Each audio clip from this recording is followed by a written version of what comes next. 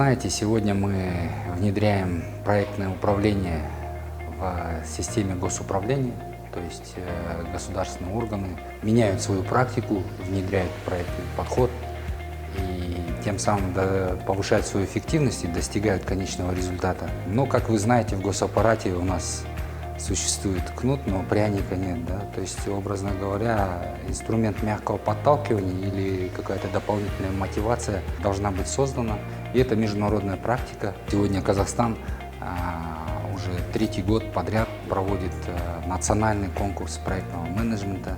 Каждый год увеличивается аудитория, стейкхолдеры, то есть участники, категории участников.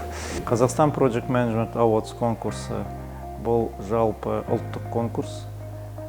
Конкурстың басты мақсаты жобалық менеджментті дәріптеу және жобалық менеджментті мемлекеттік органда кеңінен қолдану. Осы ретте осы конкурс өзінің жалғасын табуда биыл 3-ші рет өткізіледі. Организатором данного конкурса является Министерство национальной экономики, как уполномоченный орган, Агентство по делам государственной службы и Академия госуправления. Идея об организации такого проекта, как я говорил ранее, мы считаем, что проектный менеджмент, проектное управление, даже если это не панацея, но это хороший инструмент повышения эффективности деятельности государственных органов, повышения личной эффективности. Переход к гибким методам управления, agile, scrum, то есть то, что проистекает из проектного управления, оно полностью должно перевернуть сознание государственных служащих, сознание участников.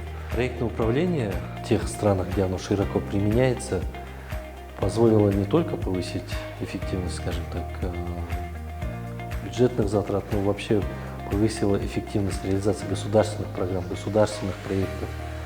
И это то, в чем, наверное, мы нуждаемся сейчас, это то, что поможет нам построить новый Казахстан. Конкурсқа қатысушыларды арнайы ассессорлар бағалайды. Ол арнайы сертификатталған, халықаралық сертификаттары бар мамандар.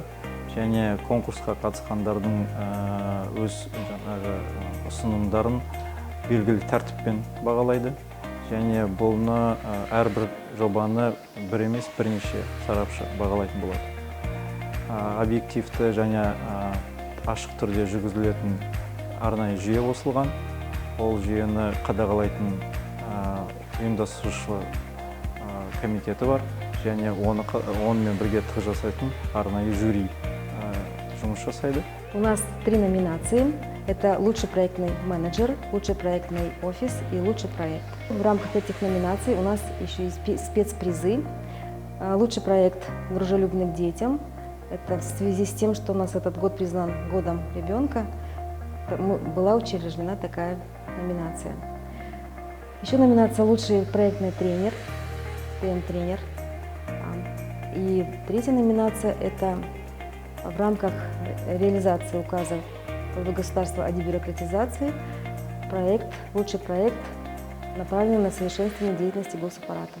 Я призываю всех участвовать в конкурсе, реализовывать качественные, интересные, быстрые, в то же время емкие, содержательные проекты, которые направлены на улучшение жизни простых граждан, общества, какой-то проблемы решения и так далее. Мы призываем вас участвовать в этом конкурсе, показать свои достижения. Каждый участник уже победитель. Ну а если вы будете также еще признаны победителями в этом конкурсе, я думаю, что это будет прекрасный бенефит к тому, что вы уже достигли больших результатов в рамках проекта.